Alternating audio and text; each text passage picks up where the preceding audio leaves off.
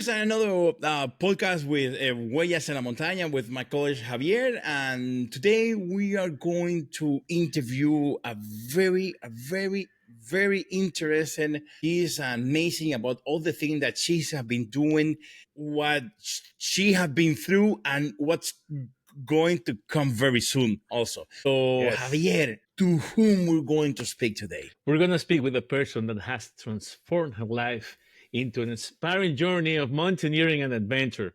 She has conquered peaks worldwide, completed Volcanic 7 Summit Challenge, and is now to embark to an Everest expedition. There's a lot to talk about this wonderful woman. Her name is Caroline Leon.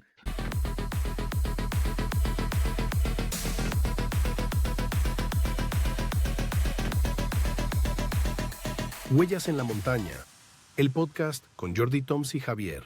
Hey, y este programa es patrocinado por Riverside. Riverside es la mejor plataforma de podcast, grabar tu video, mejorar tu audio, hacer traducciones de audio. Es simplemente lo mejor que yo he probado. Te dejo aquí en la descripción de este video el enlace para que puedas acceder y crear tu cuenta totalmente gratuita. La interfaz es súper fácil. Sí, estoy totalmente enamorado de Riverside. Te lo recomiendo. Ahora continúa viendo el video. Feed the Fish, a Jorditoms Studios Productions. Thank you so much for having me. I'm so excited to be here. Thank you so much, because I know your time is very busy right now because you are going to the Everest, and I know you should be very busy. So don't worry, it's gonna be a very brief conversation, but we'll enjoy it a lot. So my first question, Karen, is who is Karen Leon? Who are you? Oh, that's such a tough question. Yes, it is. Look, just to give you the semantics, like the bullet point. So I'm obviously Australian. I was born and raised in this little suburb called Coogee in the eastern suburbs of Sydney. And when I grew up, I was just always really adventurous. Like, if you ever have the opportunity to go to Australia, you really get a feel of like people are a little bit wild. Like, we would call it feral in the sense that we just grow up in and amongst nature. And I had this childhood where I was just very like in the ocean. I always had sand in my bed. I was always running to the beach, never wore shoes, just been really wild and free. And then obviously when I finished university, I decided that I wanted to start traveling the world. So I got a backpack with my best friend and we flew to Singapore, and then we went Singapore, Malaysia, Thailand, Laos, Vietnam, spent 2 months in China, got the Trans-Siberian Express across to Mongolia, and then went across the entire breadth of Russia. We then went to Turkey and to Syria, and then to Russia again, and then it was 2008, and the economy crashed, and we were like broke. I remember we were that. like, yeah, exactly. It was a long time ago. We were like completely broke, and like, okay, let's go to the Middle East. So at the time, the intention of only going to the Middle East for like a year. And then I was like, and then I'm going to keep going to Africa. And there we go. I ended up in the Middle East. To sum up who I am, it probably like adventure is in my blood. But, you know, like all of us, I'm a woman. I'm complex. I love like adventure and life and travel and different people, and obviously mountaineering now. I just love things that are challenging and interesting and different. Wow. If I was to be asked that question, I wouldn't know what to say. I admire everyone that responds that question. It would be so hard for me, and you do it so good. Yeah, it's a tough question. Like, who am I? Yeah, Yes. It's tough. Come on. So how did you come to mountaineering? How did that came to you? Look, really by accident, and it happened so naturally. Like, so in 2015, I was rock climbing in Dubai, and I had a really life-threatening accident. I fell from like an outdoor rock wall, and I fell about like 7 to 12, maybe 14 meters. Wow. And I landed on gravel and basically shattered my entire body. So both my feet shattered, my right foot came out of my body, my leg was displaced, so it had moved and shifted all the way up into my rib cage. I shattered my pelvis, my pubic bone, and my spine. And then I kind of found myself in a hospital in Dubai. I spent 2 months in hospital, and in the course of those 2 months, I had 14 surgeries, 23 blood transfusions just to like reconstruct me and to keep me alive. And then from that point, when after the 2 months in hospital, when I got home, it was like, well, like, what the hell do I do with my life now? It was like, I was such a fractured person, and so full of like trauma, I would say, that I really just had no idea what I was going to do. Like at the time, I couldn't work, I couldn't move. I was in a hospital bed, living in a hospital bed. And it was just a very slow progress of like making myself come alive again. And I really, it's such a hard thing to explain to people when you're actually almost, and then you have this 2-year process where you start to come alive. It's such a a process. It's like a butterfly like unfolding happened to me, and somewhere along it was like when I finally got out of a wheelchair and I started to learn how to walk, I was walking so badly that I had a limp. I had this Trendelenburg gait that I couldn't get rid of. And like I could walk 100 meters and then I had to stop and cry, and I was in so much pain. Really, after that, it was like, oh, so I suck at walking and I want to get better at walking. So I just have to walk more. And like, you know, that notion of like, you have to do something 10,000 times before you get good at. And I was so bad at walking. Like it was terrible that people could tell that I was really injured. For a while I was walking with crutches, and then I was walking with a cane, and it used to make me very angry when people used to come and be like, oh, can I help you? Let me do this for you. I was like, leave me alone. I can do this.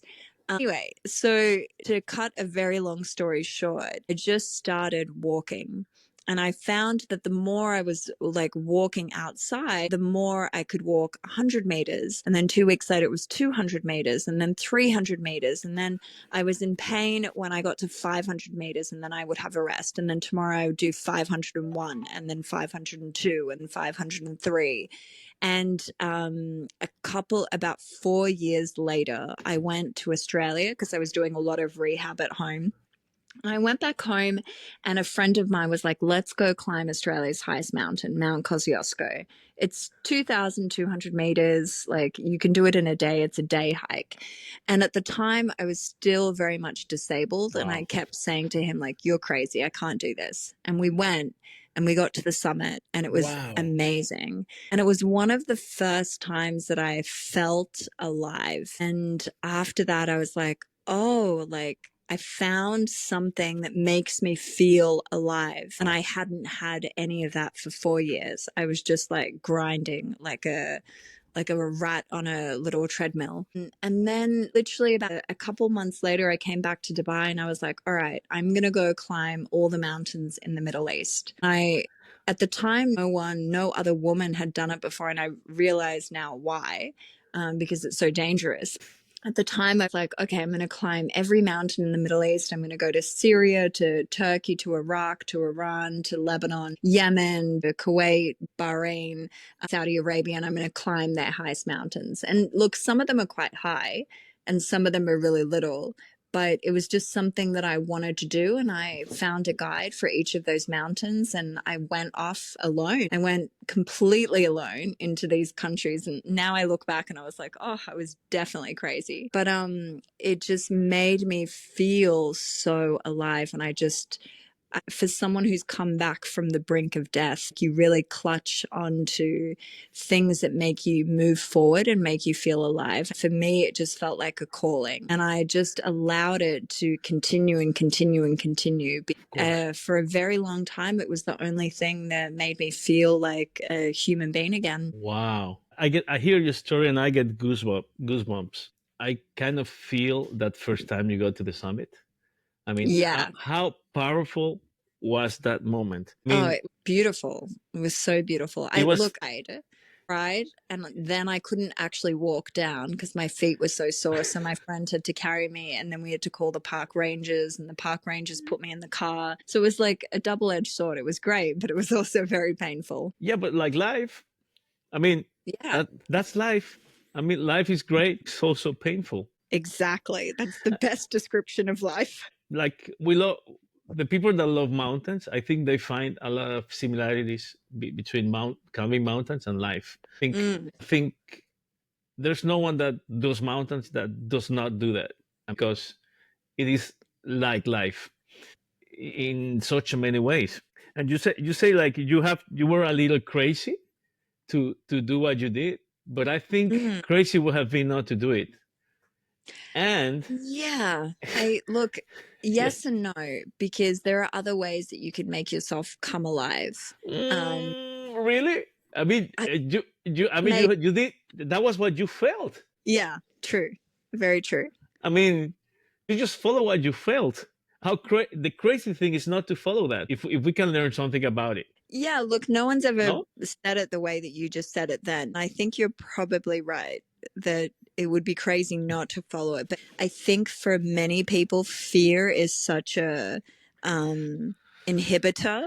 And so a lot of people will feel like something is right, but then fear will stop them because it is crazy. It takes them out of their comfort zone because it's scary and because it costs money and because they have to sacrifice and leave so much behind. Like you have to leave your old identity. You have to leave that behind to step into this unknown space where you can find yourself again. I think for many people it's challenging. You know, for me it was like I've got nothing to lose. I'm Exactly. going to be disabled and I'm going to live in a wheelchair for the rest of my life, or I'm going to get my ass up and I'm going to Exactly. climb a mountain. Yeah. Exactly. Like that, life has to put us in a position where there's nowhere left to go than going forward. Yeah. Sometimes life has to do that in order for us to go forward.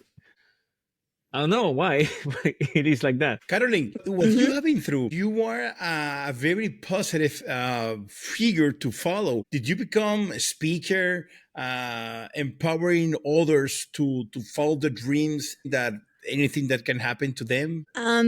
Look, I feel like I'm just like a human being, and I'm trying to navigate life as best I can. And I found in my past that if I look towards the darkness within me, then that grows. And if I look towards the light within me, then that grows. Prefer to look towards the light within me because what comes from it is exactly what I want. Like I get what I want.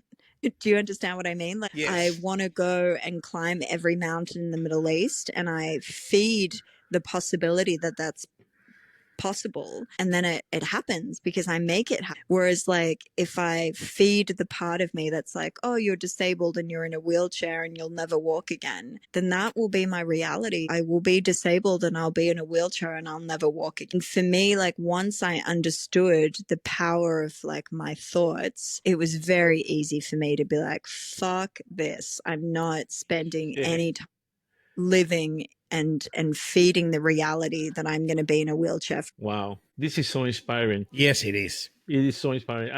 I mean, there are so many. We can talk about this the whole day because the power of I mean, my mind is crossing right now the meaning, like the power of the first step.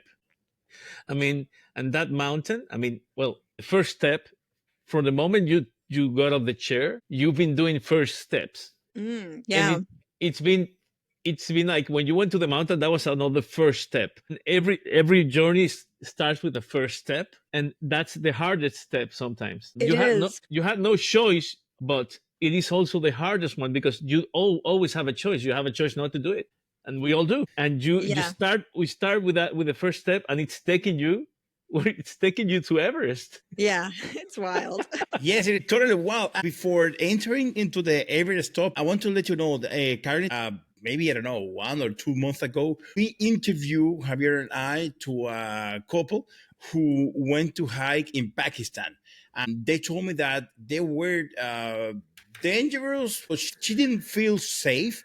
She was traveling with Tato, His partner, Yeah. her partner. her partner. Yeah. Caroline, Exactly. it's because You're good. and she told us that there's a lot of the time when none of the men in the mountains want to talk to her. She was feeling like, why nobody? I'm not important to them. They make me and they treat me like I am important because I am a female. Everything it is with my boyfriend. So I can imagine how hard those times should be hard for you as a woman mountaineer doing a. Look, just to shed a little bit of light on that. Yes, look, completely. I can imagine that for someone who doesn't live in the Middle East, they can interpret it that way. You know, I had lived here quite a long time, and so I was very used to kind of understanding the culture around like the Middle East. And for me, when I'm in those situations, I'm like, I don't have to do anything. I can sit and chill, and all the guys will prep. You know what I mean? So it's very much like, oh, like all the men are going to prepare the horses and pack the gear. And I was like, wait, I'll sit because I'm a woman. And I know some people take that offensively, and they don't like that the men don't talk to them and stuff. But for me, I was like, great, I don't want to talk to anyone. And I'm really happy not to do anything except just walk. So I just have been around the culture enough to see it in a different light. And that's what traveling really does for you. Instead of putting my judgment and my lens on a culture, I've taken off those glasses and just been like, oh, great. I'll tell you a really interesting story, something that my mum said to me a long time ago. When I first moved to the Middle East, my mom was really scared for me, and she would send me like long sleeve tops and scarves and like all these very covered clothes. And then I brought her over here, and I was like, okay, come to Dubai. So she came, and this is, you know, a long time ago before Dubai was, you know, and she came to Dubai, and she was like, wow, this is so different to what I thought. She's like, the women are so wealthy. Like they don't do anything. They have all these handbags, and they get put into very high positions, and like they live such luxurious lives. And then she said something to me that struck me so much. People were saying to her, but the women are covered and they're wearing black and you can't see their faces. And my mom was like, but the men are dressed the same. The men are in a dish dash, you know, their whole body is covered. Yes, they're wearing the opposite color. They're wearing white, but hey, that gets so dirty. You know, this headscarf that covers their face, and they're also fully covered. So it's such a different lens to see that. And when she brought that to my attention, I was like, oh, wow, like actually you're right. And look, Dubai is very different from the rest of the Middle East. There are countries where there is still a lot of discrimination against women and so many disparities. But to understand a little bit from a different perspective what Dubai's like in particular. So yeah, I just wanted to tell you that story. Wonderful. I never been in Dubai, but I have some friends living there from Mexico. They told me, yes, it's very different than the rest of. When you decide, you know what, the world is too small for me. I want to give the jump, and I want to hike to the highest mountain in the world, to the highest peak in the world. How was that? You're talking about Everest now? Yes. Oh, look, Everest was, and this is really strange because it was never really my dream. No? I was just walking on this path of like, I'm coming alive, and that's it. And so when I finished the mountains of the Middle East, I was like, okay, I want to do something else obscure. I wanted to do something different that people hadn't done. And at the time, I found this challenge to do the Volcanic 7 Summits, and there's like 30, 40 people who had finished it. I was like, great, really obscure. I get to go to different countries again. I want to do that. And then when I started doing that, I went to Mexico to climb Pico de Orizaba. I went to Papua New Guinea alone. Again, very interesting experience. To climb Mount Gilaway, I went to obviously Kilimanjaro and Elbrus, and then went to Antarctica to climb Mount Sidley. And in my mind, I always had this idea of like, I'm disabled. I'm still disabled. I have this disability. I've had like my spine reconstructed. Half of it's artificial. I have my pelvis that's reconstructed, my feet, and like I'm disabled. And I always thought that I was weaker than everybody else, and I wasn't strong enough, and I wasn't fast enough, and I couldn't do this. So when I went to Mount Sidley in Antarctica, we got there, and I took the guide aside, and I was like, hey, I need to tell you, I have this really like big disability. You just need to be aware of this. And he was like, okay, cool. I'm glad you told me. Let's see how you go on the mountain. So we did a couple of training stuff before. And then when I got onto the mountain, I was like, shit, like I'm just as fast as these guys. And I'm pulling a 20 kilo sled. And I'm just like, I'm just at the same level. And I was like, oh, maybe I'm not disabled. Like maybe I'm not like completely doing this with a disability. And as I started to do more of those mountains, like climbing Ojos de Salado, and again, I was completely fine. And then some of the other mountains, the path that I had done started to kind of open. And when I finished the Volcanic 7 summits, I was like, well, you know, I've done 2 of the 7 summits, so I might as well finish that now. And that's kind of how I ended up getting to Everest, because I was like, well, I've done Kilimanjaro, I've done Elbrus. What's the next mountain, the next easiest? I was like, great, the next easiest is Aconcagua. And I tried it the first time, but my climbing partner got really sick, so I didn't finish it. And then I was like, oh, well, what's the next one? Denali, great. And I've done I've done like Mount Kosciuszko, and then I was like, maybe just to get everything right, I'll go do Mont Blanc as well in Western Europe. And then I was like, okay, Denali's done. And I'm like, oh, well, now I'm kind of like at the end. So now I have Everest and Vincent to go. And I was like, shit, all right, let's go, you know? So it's just kind of this thing that it wasn't really ever my dream. But do you ever hear when people say, as you start to walk the path appears before you? Exactly what was on my mind. Yes. You're totally exactly right. what was on my mind. You were reading my mind. Yeah, that's what started to happen for me as I was walking this path. It felt so genuine and so authentic, because I wasn't doing it for anybody else. And at the time, I barely post stuff on social media. Now, like, I post everything, but before I really didn't, because I was so unsure of myself. I was just doing this for me.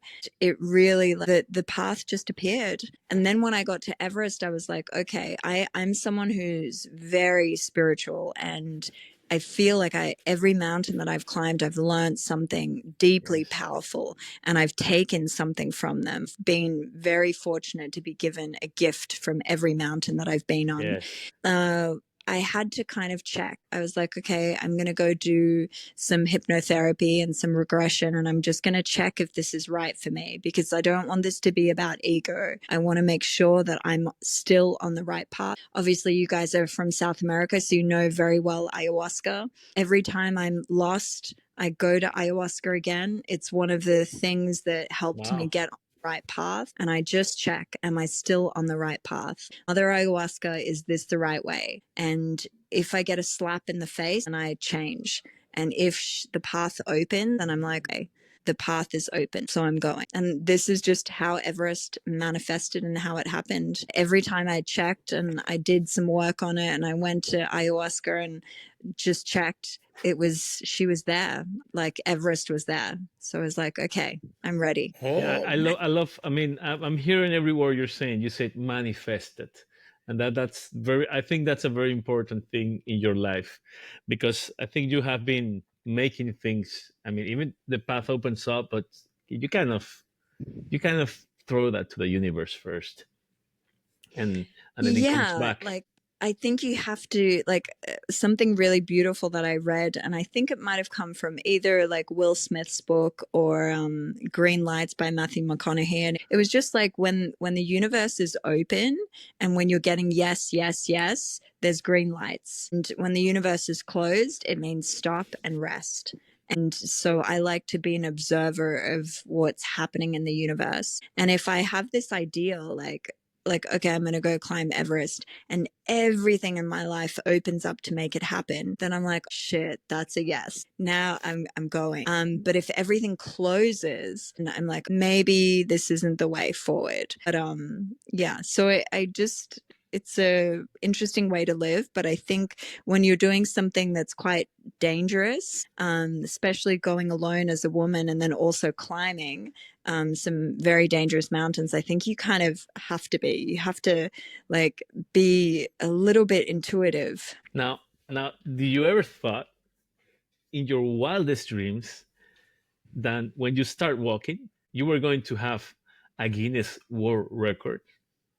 No, never. Come on, tell us about that record. Yeah, look, that record happened completely by chance, and I stumbled upon it, and it was very hard to do. It was a very stumble. When I started doing the Volcanic 7 summits, there was very few women who had done it. I think, I can't remember at the time, but it was somewhere around like 13 or 14. No one had done a speed record of the Volcanic 7s. People had done speed records of the 7 summits, and no one at the time had done this. So there was no record.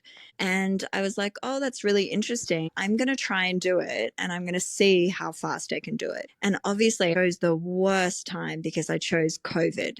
So the second that I made up my mind that I was going to do it, the pandemic happened and every country closed. And so this was in the 2020. So in 2020, I was like, I'm going to do the Volcanic 7 summits. And at the beginning of that year, COVID. And so the borders closed and I was like, oh shit, no COVID. And when in 2022, when the borders started to open, in 2021, at the end of 2021, went to climb Kili. Again, I'd already climbed it like 4 times, but I was like, I'm going to start the Volcanic 7 summits and see how far I can go. So I climbed Kili. And then I came back and I went to Everest straight away. And when I was in Everest, interestingly, I got COVID in Russia. And I was like, oh shit. And this is before the vaccines had come out and there was like PCRs. It was a huge ordeal. So I left, came back to Dubai, and I got better. So I was like, I waited. And then I had to start again. So I was like, oh, okay, I'm going to start again, but I'm going to start this time with Ojos de Salado.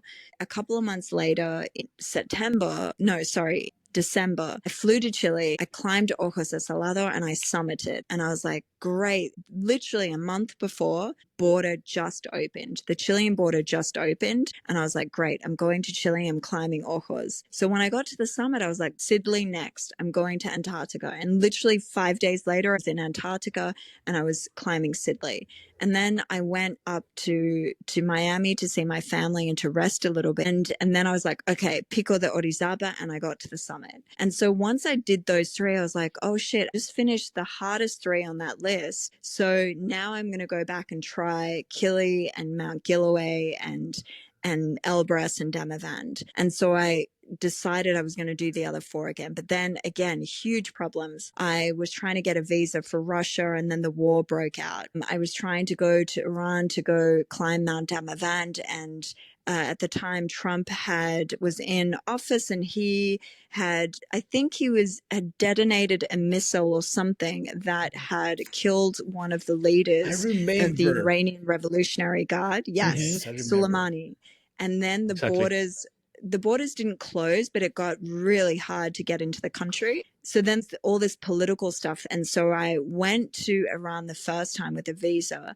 And at the time I got into climb Damavand, the Soleimani stuff happened and it was like a blackout in Iran. The internet was out, the Wi-Fi, email and everything. I managed to climb the mountain, but I ended up having to stay there a little longer than I had anticipated because flights were cut and because there was a lot of politicals. So I got stuck in the country. Then I came back. Then I was like, okay, I'm going to try Russia again. Obviously, during the Ukraine war, oh my God, so difficult. Again, it's like back and forwards, going to the consulate, trying to get a visa, trying to make this happen. Anyway, I managed to get a visa. I managed to summit the mountain and go. So it was a very, very difficult time to explore like a kind of record like that. And it was only when I got back, so Guinness had sent me this protocol, and they'd said, look, you have to do it in less than 200 days for it to be a record, and you have to try and do it consecutively. Now, I had so much paperwork from trying to get a visa, getting denied, trying to go back to the consulate, all of this political stuff happening, that I had all of this paperwork to show them, look, I've been trying, but it's just, taking so long. One consulate had my passport for 10 days and then the other had it for 10 days. And so there was just a lot of stuff. So anyway, when I came back, I just sent them everything. And I was like, look, I've done it. It's finished. It was so much longer than I had anticipated. I wanted to do it in, I think at the time, for 100 to 120 days, literally 3 months. I was like, I can do this in 3 months. And it ended up taking me almost double that, just because of the political situation that I was going through at the time. So yeah, when I got it, I was like, oh, wow. I'm like, that's such a surprise. I didn't know or like expect it, because of it was such a pain. Wow. So many hurdles that do not have anything to do with the mountain itself. Totally. It's so hard. You know, Caroline, I have two questions. One very, very, very stupid. The other one is a serious one. So I will ask the stupid one. Caroline, how Do it. that a Guinness, do you contact them? Hey, I'm going to do this. I mean, how that work? It's a question that I always ask it. How do they know what you are going to do? So the process, look, it's quite tedious. It's very tedious. That they have a database of all of the records that are there, and then they have a database of records that, you know, haven't, like, sorry, they don't have a database, but they basically have a database of what other people have done before. And if you want to apply for a new record, you have to obviously submit an application. So decided I was going to do this. I submitted an application, and they got back to me about 3 months later with the criteria, like how all of the rules, here are all of the rules. Basically, I had to have witnesses. I had to document everything. I had to video everything. I needed flights, tickets, things like the receipts from the guide that I was using, the hotel, every possible piece of Okay. evidence. Exactly. And then from the base of the mountain to the top, had to film everything and take photos. And they had to be like, you know, how for iPhone IP, the location and the date. So I had to have everything like IP'd. And then after I finished, I had to send everything to them. So I sent them literally about 200,000 pieces of like document. It was like Lord. literally thousands and thousands of videos and thousands of photos, paperwork. Wow. I had like witnesses that had signed like affidavits and like that they'd been with me on the summit or they'd been a part of a group, etc., etc. It was a very tough process because afterwards, like whilst I was doing it, at the time, you know, when you're climbing a mountain, like sometimes you feel so shit, you don't exactly want to pull out your camera and film the whole thing. Yes. Yes, Exactly. I understand totally. Yeah, so it was tough. There was a lot of stuff. And then obviously I submitted everything, and it took a very long time for them to get back to me. They were going through every single piece of evidence, and in some instances they emailed me back 3 months later, and they were like, "Oh, like, you know, we're missing a doctor's certificate from this point, or we're missing this." And so then I'd have to search for it and find it and then send it to them. Wow. And contact like people that I had seen, you know, 6 months ago. Hey, you met me on a mountain in this random, do you remember me? And could you send me a voice note like of this?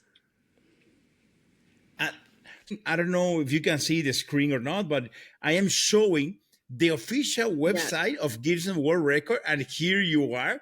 Fastest time to climb the Seven Volcanic Summit, female. Female. Caroline Leon. Yeah. It was 183 days, 20 minutes, 44 seconds. United Arab Emirates, Dubai, when on January 1st, 2023. So I will leave this link on the description. So Caroline, how that feel when you receive the certificate?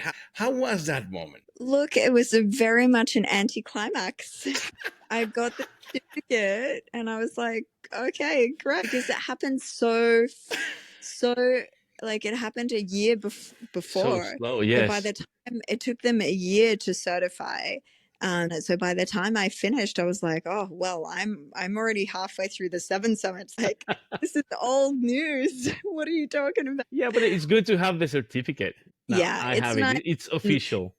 But Yeah, I it's know. not that it's official and that my effort was recognized. Look, I'm sure someone said this, oh, like, are you afraid of someone breaking it? And I'm like, oh my God, I'm sure someone's going to break it, and they're going to do it really soon, because as soon as the war in Russia ends and as soon as the situation in Iran is better, I guarantee that record is going to be broken in a flash, because had those two things not been in my way, I think it would have been half the time. So I'm sure it's going to be very quick before someone else does that. Records are meant to be broken, Caroline. Exactly. Someone has, yeah, exactly. First one is will always be the first one. No, Javier, Yeah. not only that, it's who's going to be first, yes, but who came from a broken body to totally recovery and to do it, and now to the Everest. Yeah. So no, Caroline, you deserve my. I'll take my hat for you. No, you're doing amazing, Caroline. Let me ask you. For sure, you have a lot of stories to tell, a lot of things that you have learned. That a funny comment. Let me tell you. I don't know if you have a husband or mom or whatever. Someone near you should be very nervous all the time with you. Where is she now? What is she doing now? Oh, Lord. I am totally confident that your family or your friends near to you, they are not bored next to you. But anyway, Caroline, what the mountains or trails or the record or the life have shown you? What you have learned from your life, from your experience? That's a really good question. I've learned 3 very significant things. The first one was at the beginning of my journey on the mountains, because I used to climb and I would be infiltrated with so many thoughts. You can't do this. Who do you think you are? Turn back, stop. Like, this is so hard. What are you doing? And so I'd have this very loud thought that was constantly talking to me, and it was very dark. And then I'd have this very little quiet voice that would just keep going. And it was almost silent. Like, I could barely hear it. What I found on the mountains is that as I would keep walking, it was almost like I was getting purified of the crap in my mind. So the next mountain I climbed, it was like 90% of crap talk and 10% my own silent voice. And then the next mountain, it was a little bit less and a little bit less. And then somewhere along the way, I realized that I was in silence, that there was no thought, and that it was just completely empty. I was empty of all the rubbish that I had accumulated over the years. And so that's one of the biggest lessons that I learned being in the mountains, is just to find my own voice rather than the rubbish that was in my head. And I found my own voice, and it's very quiet. My voice is silent, it's quiet, it's a knowing, it's a feeling I have in my gut. And so that was the first thing, to distinguish between what isn't me and what is me. And then the second lesson that I learned in the mountains is to just be me, to be who I am, and to let that come through. And that the more authentic I was in the mountains, the kind of like, it's almost like the mountains taught me how to walk to the beat of my own drum, because I would get loads of people at the very beginning, and I'd come back and someone would say, like, when are you going to get a real job? When are you going to stop climbing? When are you going to like do this? When are you going to be a woman? And I was like, like, that's real. Sometimes when people would say those things, it would really upset me. Because I was like, well, I don't know how to fit into your version of society. Exactly. Where it makes sense to you. But that doesn't matter to me, because I make sense to myself right now. Wow. And if I continue to make sense to me, then that's really all that matters. And so I learned that, like, walking to the beat of my own drum and learning what my own drum sounds like, and that's it. So that's the biggest lesson. And then, the mountains can be very harsh places. They humble you very much. Yes. I really learned to be humble to nature. I'm not conquering a mountain. I'm not standing on its summit. If it lets me, I'm a witness to its beauty. And hopefully I feel the same way with Everest. Hopefully she will let me. I will be worthy enough to stand on her peak and be there, because mountains they can give you such a bitch slap. They can slap you across the face. If you're too arrogant, they'll teach you, they'll put you in your place. And so it's really about, like, okay, how do I just be authentic? And I just walk to the beat of my own drum and I do what feels right for me without ego. And I just follow my calling, and hopefully I feel anyway that what I'm about to do now is like, I'm going to meet the mother goddess of the world. I get to go meet her, and hopefully I'm worthy to, you know, stand beneath her feet and get to experience what the goddess of nature is all about. And I just feel so privileged and lucky to be able to get to meet the spiritual mother of the world. You know, it's like, it's an honor, and I feel blessed to be able to do that. Wow, Wow. that's such a powerful. Oh yes, I was thinking the Yeah. same, Javier. I was thinking the same. And Caroline, talking about that, when you summit any mountain, did for sure this empower you, that's make you more powerful. But then when you hike the next mountain, you feel empowered because you just did an amazing hike before. Yeah, because Okay, let me see if I can explain this. okay. This is what I feel about the mountains. Every mountain to me, and this is only me, and it's just from my experience of being on different mountains, it's almost like, and look, if you look at many native traditional, like the natives of South America, the natives of Nepal, they all believe that the mountains are deities. The mountains are entities, they're goddesses or gods. They are like nature spirits. And to me, each of them is very different, and they each have a different texture, a different feeling, and a different lesson. And some of them are very benevolent, and some of them are very different. The lessons that you learn and how easy and how challenging something is really depends on what mountain you're on. I can give you a very clear example of this, Yes. because on so I recently went to South America and I climbed Aconcagua. And when I was on Aconcagua, I found, so the natives think that Aconcagua is they call it the stone centennial. They think it's definitely a masculine energy. Some people think it's a feminine, but I got masculine completely.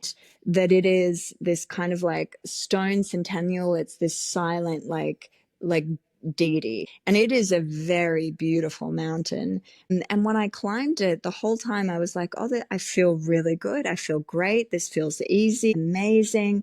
Wow, I got to the summit, it was really a beautiful blue day, it was gorgeous. The mountain was like that to me. I've seen some other friends who have had very different experiences on Aconcagua. They've found it extremely hard and have been very sick.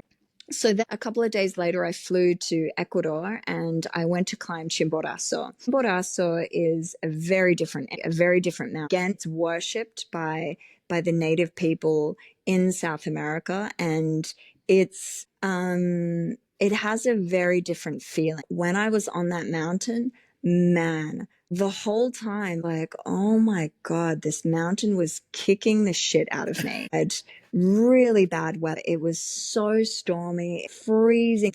As we were climbing up, all of the other teams started to turn around and they were leaving because it was so windy and the weather was so bad. We were maybe about 500 meters from the summit, and my guide is stopping every 50 meters to check for avalanches. And I was like, shit, there's avalanches here. I was like, the hell am I doing? Why am I climbing this mountain? And really I had so much like, I don't need to do this. Like, why am I here? I know I'm training forever. Like, what's the point of this? Do you understand what I mean? It has such a different lesson, because you're in a different location. The mountain is a different person. It's like talking to different people. Like, I talk to you guys and you guys have a different feeling, like, and then I go and talk to somebody else and the conversation is different and the feeling is different. Yes, it's true. This is only for me. So for me, just because one mountain is easy and you feel so powerful, when you go to the next mountain, everything starts again. You start from scratch. You're at the beginning. You're in a whole different, you're in somebody else's territory, somebody else's land, somebody else's environment. And you have to start to listen to whatever it is that they say to you and how they speak. and the energy of it, like what lesson you're going to learn there. So yes, on some mountains you can feel really powerful, but it's not a stepping stone. You physically get stronger and you get physically more adapted at understanding what's in front of you, but every mountain is so different. And this is, look, it's just my perspective. Hopefully I answered your question properly. Yes, totally. So recently you climbed the Lenin Peak and the Mont Blanc. How was that experience? Because of course I never climbed it, but what I read is very dangerous climb. How was that experience, Caroline? Which one, Mont Blanc or Peak Lenin? The Mont Blanc. The one that I read that is dangerous is the Mont Blanc, right? Yeah, look, they're both dangerous in different ways. Mont Blanc is obviously on the French-Italian border, and it is about 4,800. There are definitely sections of Mont Blanc that are very precarious, and it really depends on the weather condition. And I went in late September, so it was very windy and very bad conditions, very cold. Again, we were the only two people on the summit, me and my guide. It was very tough. There's a section where there's fixed lines very close to the summit, and it's very icy with quite a big drop. So I think it's whilst it's a small mountain, definitely don't think people should underestimate it. I think you have to have a bit of gumption to be able to just get onto that part of ice fixed line. It's literally maybe about 20 meters, but it was very icy when I was there. I'm sure when you go at a different time of year, it's probably different. Now, you went last year, right? Yeah, last September. It's very beautiful. And the thing that's lovely about the French Alps is that, one day you're in the mountains and then you get the little ski lift down and you're back in town and you can sleep in a bed and it's really warm and that's more what's accessible. Beautiful. Yeah, it's so accessible. And you can do some really good technical training in the Alps without being, too remote and too far away from help. That's what's really great. There's so much help, so much rescue, and so much around there. So it's really beautiful. Any chance I get, I will go back and see if I can climb some more. Now, the other mountain that you mentioned, Peak Lenin, I also went to in July of last year. Peak Lenin is in Kyrgyzstan, and that is a 7,132 meter mountain. So it's quite high. I only managed to get to 6,300 for a few reasons. The first was that the logistics that I had organized, I wasn't so smart about the logistics. I had just come back from Denali, and so I was like, great, I'm acclimatized, so I don't need to spend a month on the mountain. I can just go up and down. And obviously this is another mountain that's have some respect. Not today. Yes, I got there and the weather was just horrendous, really stormy, especially towards the summits. People were walking in knee-deep snow and hip-deep snow, and no one could get to the summit because it was just so, the weather was so bad. And then along the way, I broke my foot. And I ended up climbing Resdenia, so it's 6,200 meters. So I climbed Resdenia with a broken foot. And then on our schedule, we had so basically a 7,000 meter mountain. You do rotations of the mountain as well. So this was our last rotation. We just climbed Resdenia. Camp 3 of Peak Lenin is 6,300. So we were we've touched 6,000. We're acclimatized. We're going to go all the way to base camp, rest for 4 days, and then go for the summit push. And when we came to my guide was watching me. I couldn't even take off my shoe because taking off my shoe, my foot, it was so swollen that I was wincing and crying in pain. And then when I was putting my foot on, I was in the tent swinging, and I'd put my shoe on and then, keep walking. And he was like, there's something, we got to go check this out. And I was like, no, it's fine. Look, when it's in an 8,000 meter boot, it's fine, obviously, because the boot is massive. So he was laughing at me and he's like, come on, let's go check out your foot. It's only a couple of hour drive to Osh once we get to base camp. Let's go check it out. If your foot's okay, we'll come back and we'll summit. And if your foot's not, then, we did the thing. And I reluctantly, I was like, okay, sure. Let's do that. It feels right to do that. It's safe. So we drive to Osh. When we go to Osh, we go to the hospital and my foot is totally separated. What? is on this side and the other part is on the other side. And the doctor's like, yeah, it's broken. And my guide starts laughing and I burst into tears. And I was like, oh my God, I knew something was wrong. He knew something was wrong. And we ended up laughing. We went to get some pizza. We drank some wine and we're like, okay, like, obviously I'm not going to climb a 7,000 meter mountain with a broken foot.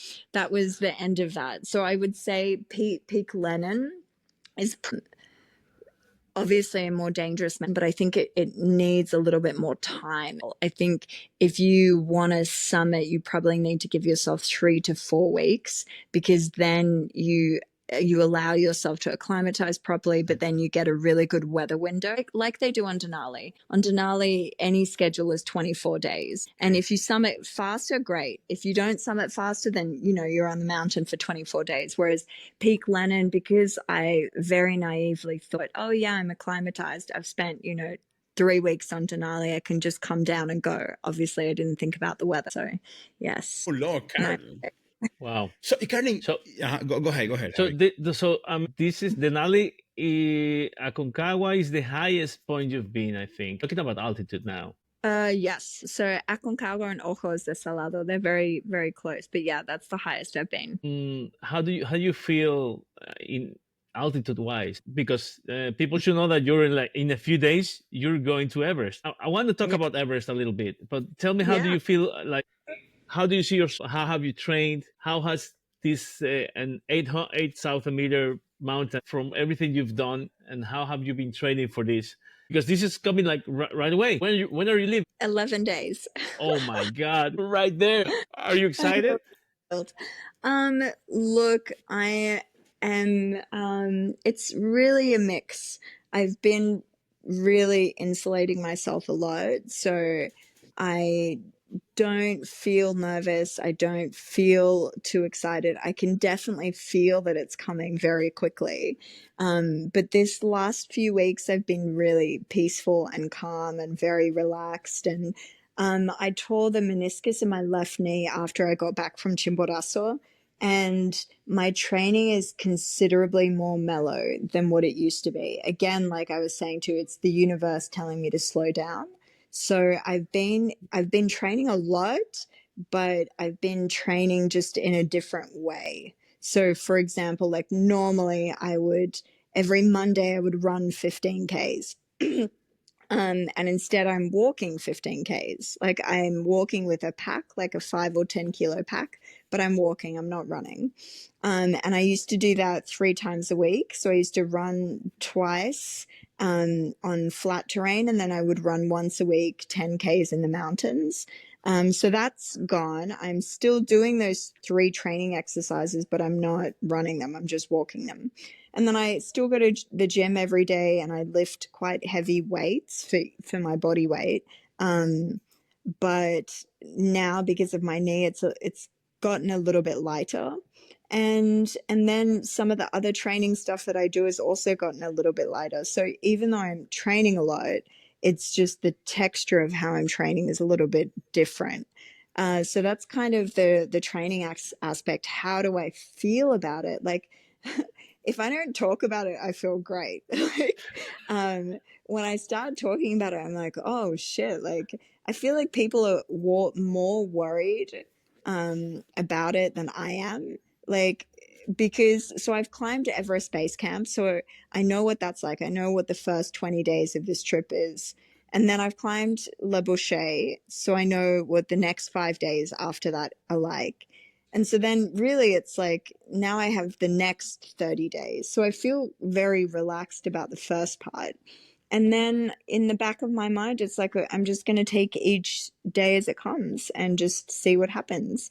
And just like, I'm not walking to the summit of Everest tomorrow. I'm just, walking to Perichet, and then like Dingboche, and then I'm walking to base camp, and then I'm walking so I'm just trying to take it in my mind day by day, and baby little steps. And I'm just doing this. That is making me feel kind of like calm and relaxed. And, I'm going with a very good guide, a very good group. So I feel very confident that I've made the right decision in terms of who I've chosen to be like my guide and stuff on the mountain. And I feel like happens, like if I don't make it to the summit, it's okay. And if I make it, it's going to be great. Wow. I think you're on the right path. Oh, yes, totally. Let's see. Let's see. Caroline, I need to ask you something. When I saw your first video about Kilimanjaro, because Javier and I were going to climb the Kilimanjaro, so we're going to do the 7-day Lemosha road. One of the things that really worry us is about the acclimatization, because it doesn't matter if you're fit or not, if you're training or not, at the end is your body. Which one is your best advice to anyone who wants to climb a high mountain and have an acclimatation problems? Because you have a lot of experience. Yeah, look, so I've climbed almost every route on Kili. The only one I haven't done is the Northern Circuit and Uwembe.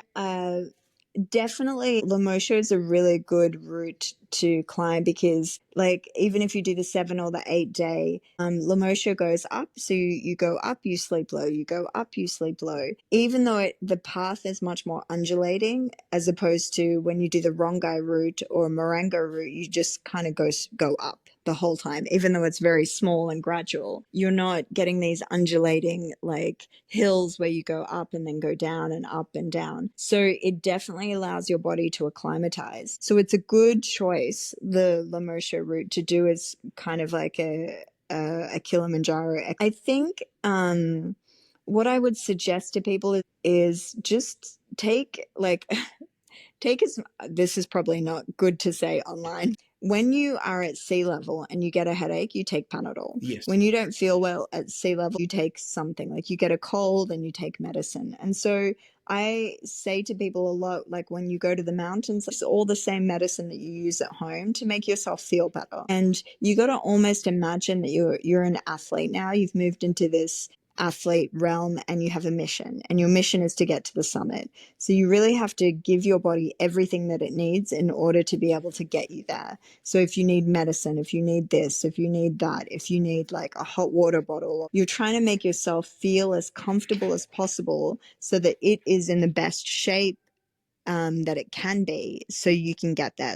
Medicine's a lot to do with it. And then obviously just train as best you can for the mountains so that when you get there, it's easy. The harder you train at sea level, the easier it is on the mountain. Because you're stronger. If on Kili you're walking with 5 kilos, train with 10 kilos. Okay. Like walk uphill or go hiking, or like I have a Stairmaster in my bedroom. So Wow. it's terrible. I want to be you. I just at one point to the stage where it's like, I don't want to have any excuse not to be able to get on the step machine. And so sometimes I'm on the step machine for 2 hours with 10 kilo packs. 2 hours? I'm going very slow because I'm trying to stay at zone 2. So train really hard is my next piece of advice. And then like if mountaineering is something that you really want to do, then the more mountains you climb and the more experience you have, the more your body adapts to the mountains. You kind of start like, you can now, like I can very easily go to 6,000 meters and not feel anything and be very comfortable. Beyond it becomes a challenge. My body's kind of like, oh, I've done this 500 times. Like I know what this is. I'm used to this. Like we got it. Yeah. And at first, like I used to summit a mountain and my nose would bleed and I'd still get headaches. And I'd just keep going and I'd be like, okay, I know what to do here. And eventually I would climb a mountain and there was no nosebleed. And I was like, oh, the nosebleed's gone because my body's like, we're here again. This is normal for me. Yeah, exactly. So Yes, I think that's a part of it. And then the other thing that I would say is what I read, and interestingly, I had a friend who got very sick on a mountain. And when we were seeing the doctor said, so dehydration is the first thing that starts the onset of altitude sickness. Okay. So you need to make sure that you're properly hydrated, and you need to drink way more than you think. So if you think at sea level you have to drink 3 liters of water, at altitude you're drinking like 5 to 6. So you're drinking so much water, and that in itself mitigates a lot of the altitude. Okay. The second thing is that if you get sick, so your body has to deal with sickness or altitude. And generally, it can't do both at the same time. So if somebody gets a virus, you're not going to adapt to altitude. Your body's going to deal with the virus. So try and be in the healthiest place possible. Now, before I leave for a big expedition, I normally go get a vitamin C IV so that I don't have any viruses and I'm not sick. And I try and have like a ton of B12. Like I give myself B12. I take supplements. Like the IVs are the best because it's just straight into your system. That's kind of the next little thing before you go to try not to get sick. And that includes food. So even though we all love to eat, but generally on the mountain, I go vegetarian because I've had food poisoning on the mountain before and it's not good. No, not So at all. yeah, it's awful. So I think that's a few little pieces about the altitude and about your body. Yeah, hopefully that's useful. No, Caroline, I have a question. Just a small question. What do you think about the Diamox medicine for altitude? Have you had any experience with that? Look, personally, I've never taken, but I always have it with me.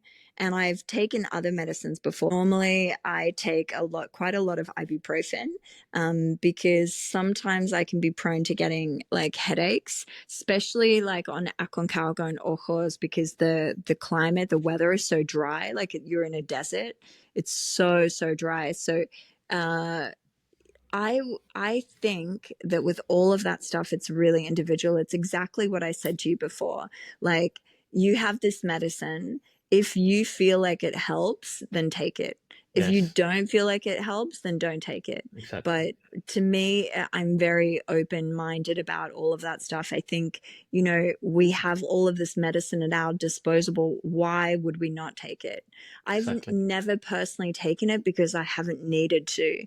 But I do see other people take it and they have great results from it and they feel better when they do take it. So again, it's really individual. And I know I've read some studies as well that ibuprofen acts in a similar way to what Diamox does on a much smaller degree. Oh, really? So yeah, I traveled once with a high altitude doctor, and she was telling me that you can take up to 6 ibuprofens a day, and they have a similar mitigating effect to altitude, similar to Diamox, but obviously not as strong.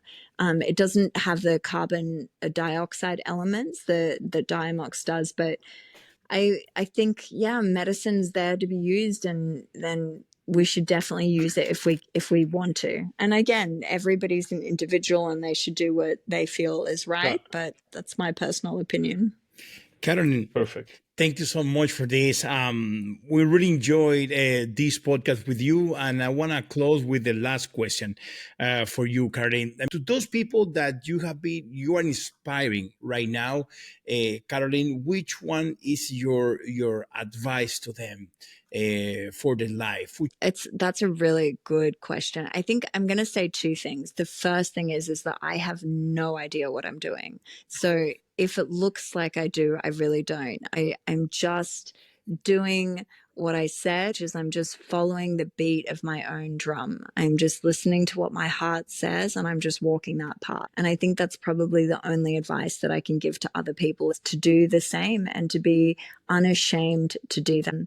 And that's really the lessons that I've learned from my own journey. And then again, the lesson that I can impart to other people is just be you and do what you love. And if you're doing what you love and it's real and it's authentic and it makes you feel alive, then keep doing that and just keep following the beat of your own drum. Doesn't matter what other people think, if you can make a living from it or whatever. Just go down that path, because I guarantee that if it's authentic and you're being honest with yourself and it feels right and it's making you feel alive, and the universe would never have put it there unless it was ready to give you the resources to do it. So that's probably the best advice that I have. And then for those of you watching, I'm so sorry. I have no idea what I'm doing. So I'm just living my own life as best as I can. We started this whole thing with something really beautiful, which was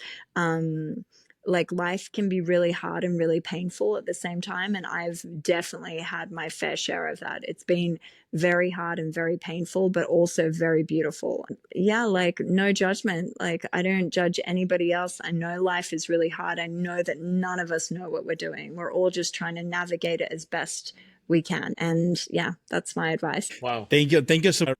I just want to thank you for your time and for your work. It has been a really, really, really powerful. I think you're a very powerful speaker. I think you have an incredible story. I think you share it very well. Yes. So I encourage you to keep, finding that the beat of your drum. I think you should share it because you do it so well. You should share what you know, what you are, what you think, what you've experienced, because I think it's just gonna do everyone so much good just to hear you. It has done a very, very good to hear you. So I thank you. Oh, of course. Like very grateful. One, to be on the podcast, and two, to meet you. Well, hopefully next time I won't have to do this in my car so you can see my face and we can do it properly. We could have a chat where you guys can see me. But look, I'm very grateful and thank you for the kind words. I really appreciate it. Like I said, I've got no idea what I'm doing. It's nice when other people say nice, kind things. It's good. It makes you feel like, oh shit, I got something right. Yeah, it's a reflection. I mean, it's a reflection of yourself, everything you hear. Exactly. Yeah, thank you. I appreciate it. Karen, thank you so much. Have a great day. Yeah, you too, guys. I wish you all the best, and hopefully we can chat in 6 weeks' time. 6 weeks from now, for sure. Thank you, Karen. Feed the Fish, a Jorditoms Studios Productions.